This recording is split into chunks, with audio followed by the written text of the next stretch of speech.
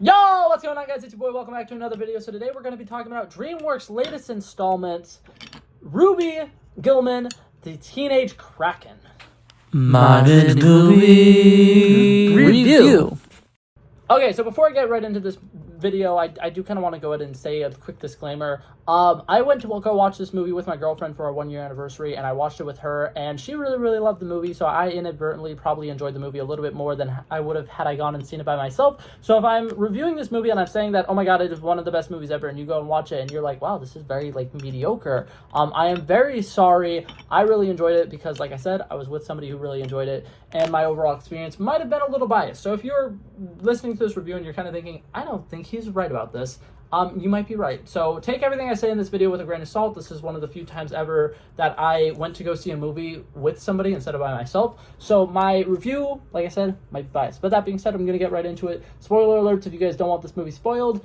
We're going to go ahead and get right into it. So right off the bat, I think that this movie is kind of a little similar to the most recent Pixar movies. Like the two most recent Pixar movies, and I could be wrong, I could be accidentally skipping something or mixing up the numbers. I'm pretty sure the last two Pixar movies were Turning Red and Elementals, and there were a lot of aspects that reminded me of Turning Red and a lot of aspects that reminded me of Elemental. So I'm actually going to be making this video into kind of a comparison of those while also talking about this movie and what I think this movie did well with. So right off the bat, I do want to go ahead and say, I've said this in some of my most recent My Mini Movie reviews, I think that this really has been the year for animated movies. Spider-Man Across the Spider-Verse was absolutely insane. Super Mario Bros. Literally broke records for animated movies. And we had Elemental, which I think did a really good job. And then a Netflix original, Nimona, which in my opinion absolutely blew my mind.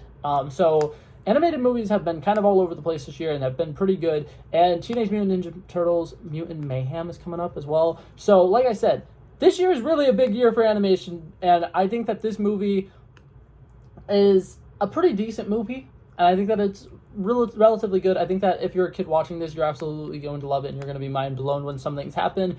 But I will say this, it is kind of a very predictable movie when you're an adult. For one, if you saw any of the trailers, you knew exactly what was going to be the big twist in the movie, and it's kind of ruined the viewing experience a little bit, but I do, like I said, I want to compare this to the two most recent Pixar movies, Turning Red and Elemental. If you haven't seen Elemental, this isn't going to work as well, but I'm just going to go ahead and compare what those movies have in similar. So starting off with Turning Red, I'm going to go ahead and say this. I have a big hot take here. I absolutely did not like that movie. In my opinion, I ranked all of the Pixar movies. You can go watch that video if you want to see it. I did not like Turning Red. I didn't think it was that good of a movie. I thought that it was incredibly overrated. I think that when it comes to Pixar, it is one of Pixar's worst. I was not a huge fan of it. And part of the reason why I didn't like it is I feel like the way that they wrote her friend group to be kind of like a dorky kind of friend group that would be like losers and outcasts in school, and they wouldn't really be like that relatable, and a lot of people wouldn't really like them. I think that they did a terrible job writing them. I think that their dialogue was pretty bad, and I think that it was just overall incredibly cringy, and I feel like it's one of those cases where, adults try writing children, and they don't know a lot about how children currently are. In this movie, our main character, Ruby Gillman, has three, main friends that are in her friend group, and they're a little close, and they have a little connectionship with each other, and, in this, I think it works so much better. There's one girl that is you can tell she's definitely a theater nerd. She is way too, over the top, over dramatic. She keeps props in her locker. She has a bunch of, interesting plans for promposals that she herself isn't going to do, but she's definitely, ready in case somebody decides, hey, I want to do a promposal. She's so extra and over the top. Really love her character. Very interesting.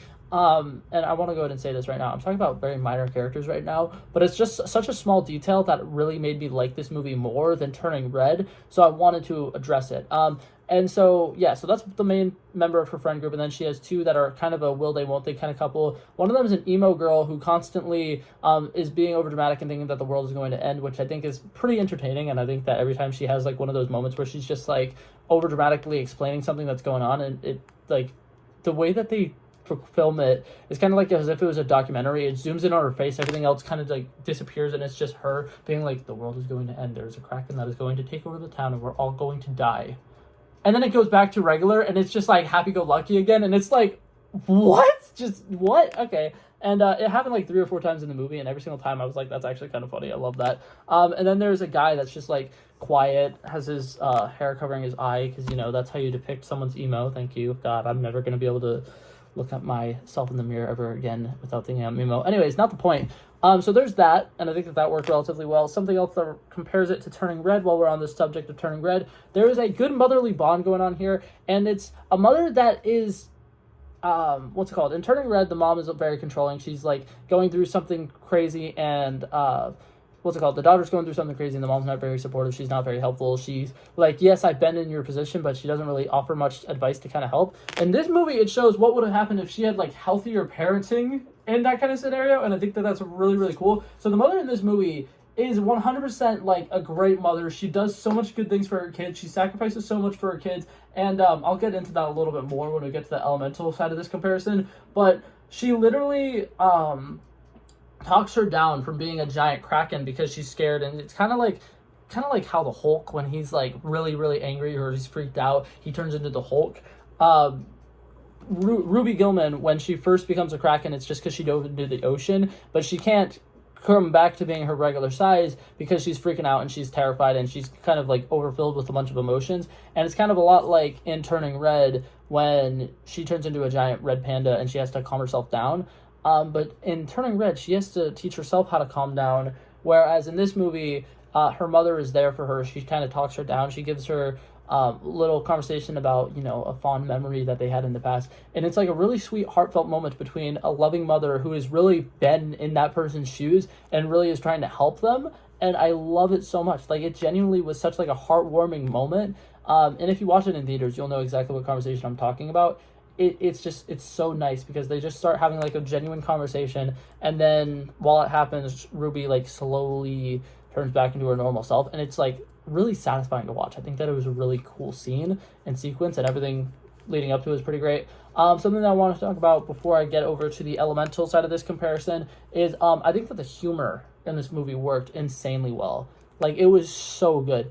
I think that the main characters didn't have a lot of humor, but the mother had a couple moments that were just absolutely hilarious. The grandmother was over the top and over dramatic, and I loved her character a lot. And then all of the guy characters that are in this movie are pretty hilarious. The dad, the brother, the uncle, all of them are super duper funny, and they kind of know the girls are always right and try to stay out of their way and just try to be like supportive in whatever ways you can. And then the uncle is just like way overly supportive. He's like, oh my god, I have a niece? That's so cool. You go, girl. You just absolutely, you're gonna do amazing. I'm so proud of you. I think he literally says slay at some point in the movie. It is so funny. Like, that uncle character was amazing, and I'm not gonna lie, if he wasn't in this movie, I don't think I would have liked it nearly as much. But every single time I was kind of like getting bored of the movie, or I didn't think that there was as much interesting stuff going on, a scene would come up with the uncle where he's just like super supportive and super funny, and it was just chef's kiss. The comedic timing with that character was really, really well done. But yeah, now to talk about the plot a little bit more, and I'm going to compare this to Elemental, so it's a little bit easier. Elemental, for those of you guys who do not know, is kind of an immigrant story of kind of a Japanese culture trying to move into America, and they kind of set up their own like fire town, but that's kind of like Chinatown or whatever. And it shows a lot of like different things about the immigrant culture and how it is trying to come into a new area when you're not really respected, and you kind of have to like solve your own problems, and you kind of need to really be like self-made in a sense. And this movie does a brilliant job showing that. So Ruby's mother was originally a Kraken. She ended a war to end all wars down in the sea, and she decided that she didn't want to have to raise her kids down in the sea, so she wanted to go and live on the ocean side, live on land, and kind of like completely change her life around. And so she gave up everything to go up and do that for her kids, and she wanted to give her kids as normal of a life as possible. So she was raising them as if they were regular humans, always told them, if anybody asks why you look weird, it's because you're from Canada, which was such a like small little joke, but I loved it so much.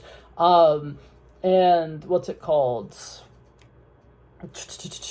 She becomes a real estate agent, and she's like working really hard to try to, you know, build a life for them. And I think that the way that they do this what's it called, immigrant story was very well done. And I think that it really is like beautiful to show like that mother character did not want to follow in her grandmother's footsteps, so she paved her own way, paved her own life, created what she wanted for her kids, and did what she thought she was doing to make a better life for them. And I think that it is a really beautiful story because there's 3 generational relationships between a mother and daughter and a mother and daughter. And I think that every single one of them is pretty well thought out, and they're very important to the story. They're both very integral to the story. And I think that overall they teach a lot of life lessons, and I thought it was really good. I thought that it was great. But yeah, overall, I thought that this movie was pretty good. The only thing that I will say that I was very upset about, the mermaid is a villain of the movie, right? If you watch any trailers, you know that. The mermaid is a villain of the movie. And what I hate is they try doing this twist to make it seem like she's actually a really nice person, and she really just wants to help out Ruby and, you know, kind of be like her best friend and be somebody who she can talk to, you know, hey, I've never had a friend who's, you know, like a sea monster before, and it's going to be really cool. We could be sea monsters together and secretly make our way through high school, and we'll be, you know, best friends. And if it wasn't for the fact that they showed in the trailers that she's the bad guy, that would have been a cool twist. That would have been great, and I think it would have been fantastic. But there was too many, like, red herrings and massive red flags that she was definitely the bad guy the entire time. And I really wish that they just slightly dialed down on the fact that she was being a little too nice to her, you know? But that being said, that was my only critique on the entire movie. I don't think that this movie's animation was nearly as beautiful as some of the other animated movies that came out this year. Like, this is a DreamWorks animation film, and it kind of feels like most generic DreamWorks animation movies, like the Bad Guys one that came out last year and stuff like that. It's not really anything particularly special, but I think that some of the luminescent scenes are actually kind of cool when they're underwater. But yeah, overall, as a whole, I think that it's a pretty decent movie. The villain twist being so obvious kind of ruined a lot of it for me, but I still think that it's a pretty solid movie. I'm going to give it a solid 81 out of 100. Like I said, it's good. It's not anything special, not anything bad. I'd say as far as DreamWorks movies go, it's probably middle of the road. But yeah, I liked it. And yeah, so I hope you guys enjoyed this video. I will see you guys hopefully in the next one. And yeah, that's for this video, guys. So peace out. Bow. Bow. Bow.